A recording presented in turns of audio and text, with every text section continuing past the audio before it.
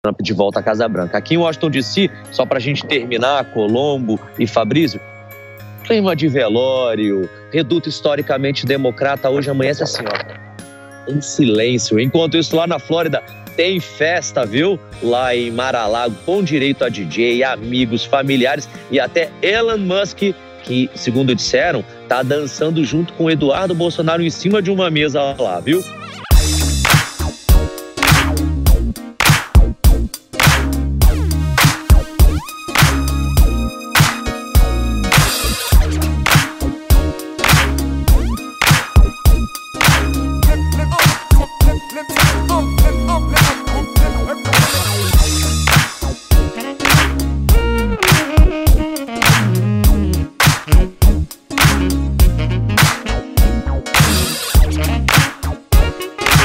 Por favor, me ajuda.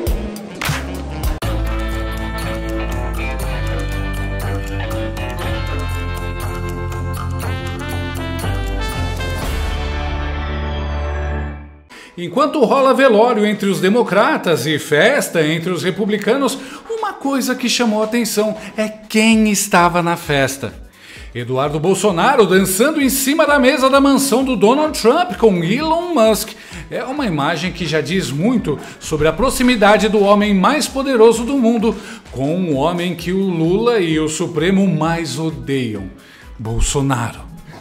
Pelo jeito, isso causou tantos pesadelos no regime de exceção do Bananil que seus figurões nem dormiram e botaram as meninas super mentirosas cedinho da Globo News para mandarem recados.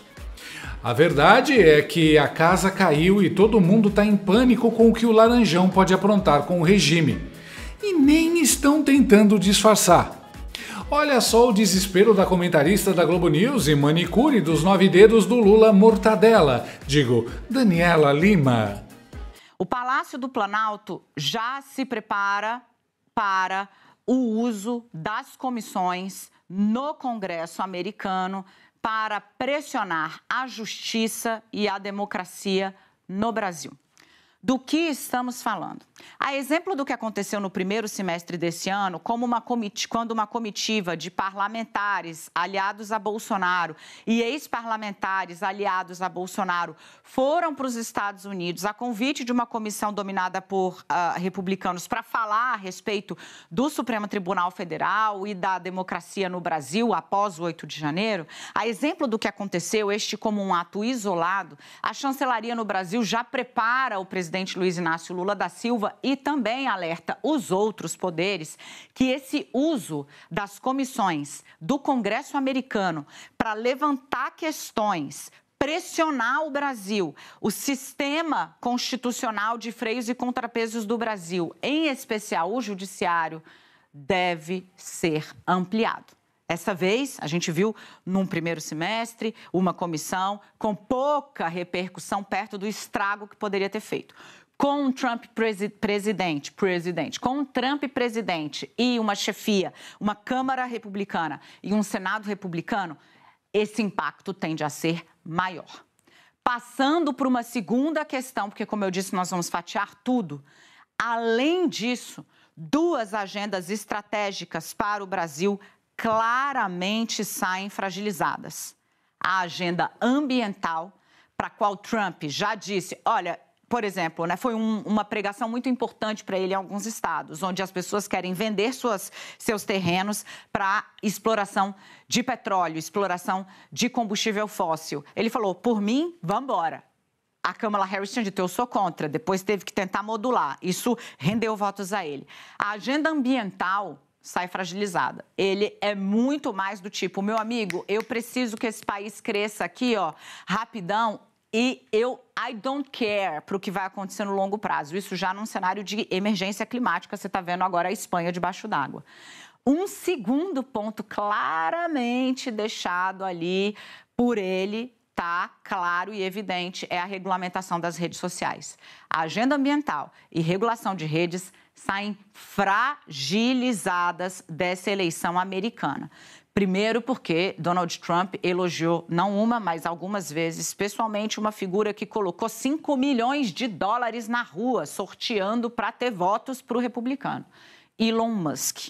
Essas agendas se conversam. O Elon Musk foi lá descrito como uma estrela que nasce, né? Isso nos mostra ali, o Trump, ele próprio criou sua rede social onde tudo pode. Então, essa agenda de regulamentação perde força. Em primeiro lugar, é bom deixar bem claro, a Daniela Lima não se veste mal. A roupa dela de hoje era toda branca. Mas ela passou mal e vomitou sobre si mesma toda a sopa de ervilha que ela tinha tomado e acabou indo com a roupa assim mesmo.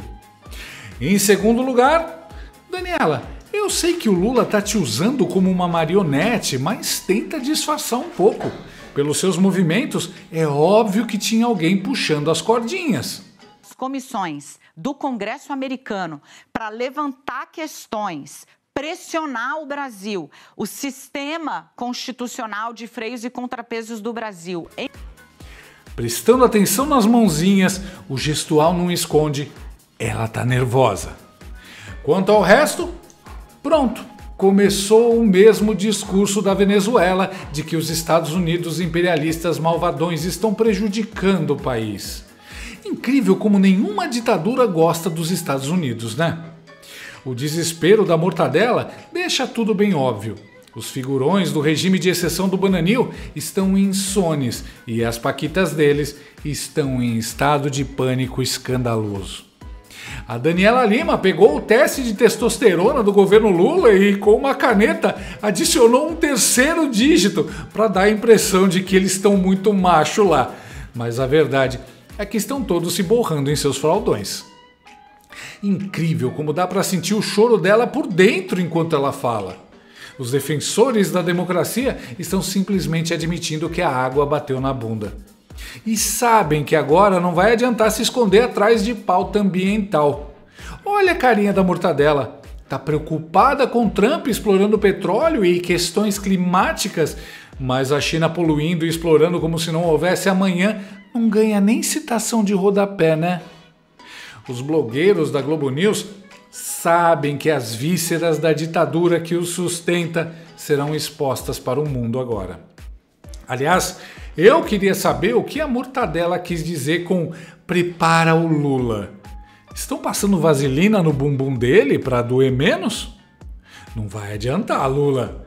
Você chamou o Trump de nazista e agora tem que aguentar. Vai entrar o grosso. O Laranjão não só é o homem mais poderoso do mundo, como ainda tem maioria no Congresso e no Senado. Se ele quiser, deixa todos os tiranetes pelados por aqui. Aliás, sabe com quem ele fez chamada de vídeo assim que foi eleito?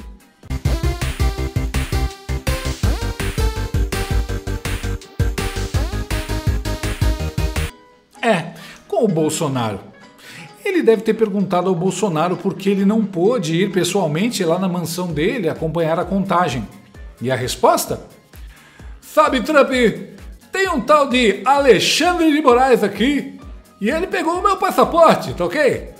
E sabe o que o Trump deve ter respondido? Ah, Alexandre de Moraes, aquele cara que mandou deter o meu braço direito no aeroporto em 2021. E aí o Elon Musk parou de dançar, desceu da mesa e disse: Alexandre de Moraes, eu conheço esse cara. Que mundo pequeno, hein, Lula? Quem diria que os caras que você puxou o tapete lá atrás estariam todos juntos agora, te esperando na esquina. E o pânico da Capivara Lima ficou ainda mais divertido. O Planalto admite, Donald Trump vem com mais poder e mais musculatura do que em seu primeiro mandato. Por quê? Porque Trump não só fez ali um número robusto de delegados, como, ao contrário do que quando ele venceu Hillary Clinton em 2016, ele obteve maioria do voto popular. Em 2016, aconteceu essa coisa que costuma dar nó em quem raciocina de olho no nosso sistema democrático. Nos Estados Unidos, nem sempre quem ganha leva. Hillary Clinton fez mais votos populares, mas teve menos delegados. Trump jogou um mapa da guerra, mas, digamos, estratégico. Ele mirou estados com delegados, um número de delegados importantes. E é essa soma que dá a vitória. Dessa vez, ele fez barba, cabelo e bigode. Além da vitória popular, o que obviamente dá ao mandato dele um outro status, né? Você não tem essa coisa de, mas veja, a maioria dos Estados Unidos não queria, não. Dessa vez quis. Dessa vez quis. Além dessa maioridade no mandato popular, no voto popular, Donald Trump fez um arrastão. Já já o Ricardinho vai trazer os números. Ele deve ter a maioria na Câmara, isso ainda está sendo fechado, me alertou uma colega. Ele vai ter, já fez a maioria no Senado. Então você vai ter um Capitólio, um Congresso americano republicano. E ele já montou, no primeiro mandato, uma Suprema Corte de maioria conservadora. O placar lá é 6-3. Isso, me disse um conselheiro de Luiz Inácio Lula da Silva, dá a Trump uma margem de manobra muito maior para implementar as suas ações do que no primeiro mandato. Por quê? Ainda que para algumas propostas mais polêmicas, também o Capitólio, o Congresso americano, exija a maioria absoluta, ou seja, não basta ter apenas metade dos votos mais um, você precisa ter um quórum qualificado, um quórum mais amplo para passar, o sistema de freios e contrapesos chega bem mais ameno, bem mais fragilizado para esse novo Donald Trump. Eu vou parar por aqui, enquanto eu deixo você com a mensagem desse Congresso republicano que vem por aí, para te convidar a permanecer no Conexão, aonde a gente vai, na sequência, desvelar essa segunda perna da apuração. A pressão do Congresso republicano sobre a democracia no Brasil. Por agora, a gente guarda essa informação. Trump vem mais forte, pelo voto popular majoritário, com um Congresso republicano e uma Suprema Corte que, mesmo sob o governo Biden, promoveu derrotas importantes para o eleitorado progressista nos Estados Unidos. Repara como ela já vai criando a narrativa. O Congresso republicano malvadão vai pressionar a democracia inocente no Brasil. A democracia onde um corrupto, triplamente condenado e subitamente descondenado é conduzido à presidência? A democracia que censura a maior rede social do mundo? A democracia que censura livros? A democracia do amigo do meu pai? A democracia onde funcionários públicos sem votos criam leis da cabeça deles e avançam sobre outros poderes? A democracia que condena a mais de 10 anos de prisão uma mãe que passou batom numa estátua inútil e que solta um traficante pego com mais de 830 quilos de cocaína? Essa democracia? Os Estados Unidos jamais fariam pressão sobre a democracia do Brasil. Para isso acontecer, ela precisaria existir. De todo jeito, obrigado pela informação, Mortadela. Eu fiquei feliz agora com seu medo. Os figurões já estão com medo, né? E a porta-voz da quadrilha já demonstra desespero. Quer dizer, alguns setores ainda tentam fingir normalidade, fazer de conta que tá tudo bem. E isso é o que dá mais na cara que eles estão em pânico. Por exemplo, todo mundo sabe que o Lula, com os fraldões cheios, parabenizou o Trump para ver se o Laranjão o pouparia por tê-lo chamado de nazista. Por favor, me ajuda. Todo mundo tirou o sarro dessa medida desesperada e viu como um sinal de fraqueza. Mas a Miriam Leitão, fez malabarismo para dizer que foi um golaço. Lula chama o presidente eleito dos Estados Unidos de nazista. Veja como isso é bom. Lula acerta ao cumprimentar Trump e se diferencia de Bolsonaro. Ah, sim, Lula é um gigante por chamar Trump de nazista e agora, com a economia totalmente dependente dos Estados Unidos, falar fininho e rebolar. É um estadista, praticamente um Winston Churchill. Tia, o nome científico disso é cagaço. E repara como ela conseguiu dar um jeito de enfiar o Bolsonaro na manchete. Meu Deus, que obsessão! Quem também resolveu assobiar e fingir que nem tá preocupado é o pessoal do Soviético Tribunal Federal, o STF. Em notinha plantada pela outra menina de recados do regime, a Mônica que eu engano, digo Bérgamo, os togados disseram que estão tão tranquilos que até fazem piadas. Olha só, menina. Ministros do STF fazem piadas sobre quem terá visto para os Estados Unidos cancelado por Donald Trump. Parlamentares norte-americanos aliados a deputados bolsonaristas fazem pressão contra a corte brasileira, mas magistrados demonstram tranquilidade. Miga, o laranjão que demitiu nosso chefe vem vindo. E agora? Finge a naturalidade. Assobie. Faça piadinhas. Se demonstrar medo é pior. Tá ficando interessante. Quer dizer que eles fizeram piada e deixaram a piada interna ser publicada. Quem precisa anunciar para todo mundo que tá calmo e tranquilo, geralmente não tá calmo e tranquilo. ênfase na palavra demonstram. Aparências são tudo para essa galera. Não é por nada não, mas as questões de concessão ou cassação de vistos são competência do Executivo e do Departamento de Estado. Será que os piadistas sabem disso? Aliás, sabia que na Alemanha dos anos 30 tinha um monte de juiz bem-humorado assim, que fazia muita piadinha? Freud explica. Piadinha, risinho é coisa de quem tá nervoso. E a piada dura até o momento em que o primeiro visto é cancelado. Aí começa a choradeira. Isso é antidemocrático. E a nossa soberania? O ódio tomou conta do mundo. É preconceito, xenofobia contra brasileiros. Pois é, tinha muita gente descrente de que algo poderia acontecer. Muita gente acreditando que a ditadura aqui seria eterna e invencível. Mas olha, eles mesmos estão demonstrando preocupação. É oficial. A mídia, a esquerda e o regime estão apavorados. Perderam a contribuição que dava sustentação aos devaneios desses psicopatas globalistas, progressistas, lacradores. Quando bater o efeito do vermífugo nessa turma, o ranger de dentes será maior.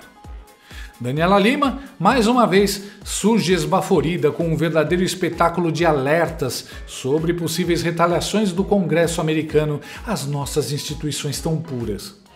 A narrativa de que os Estados Unidos estariam prontos para atacar a democracia brasileira soa mais como um roteiro de ficção dramática do que como uma análise informada sobre relações internacionais. Em vez de explicar o contexto real e os motivos de certas comissões americanas estarem questionando determinadas ações, o tom alarmista da mortadela acaba mais confundindo do que esclarecendo. Com a vitória de Trump e a retomada do controle do Congresso pelos republicanos, que já possuem a maioria no Senado e podem conquistar a maioria na Câmara, medidas contra os abusos do Supremo Tribunal Federal têm mais chances de avançar nos Estados Unidos. Além disso, Daniela quase foi às lágrimas ao perceber que a tentativa do sistema de regulamentar as redes sociais pode ser prejudicada, o que representa uma grande vitória para as liberdades dos cidadãos em todo o mundo, já que o verdadeiro objetivo do sistema é a censura. Pode sapatear de raiva, Mortadela Lima. A gente tá dançando em cima da mesa e em cima dos túmulos do autoritarismo.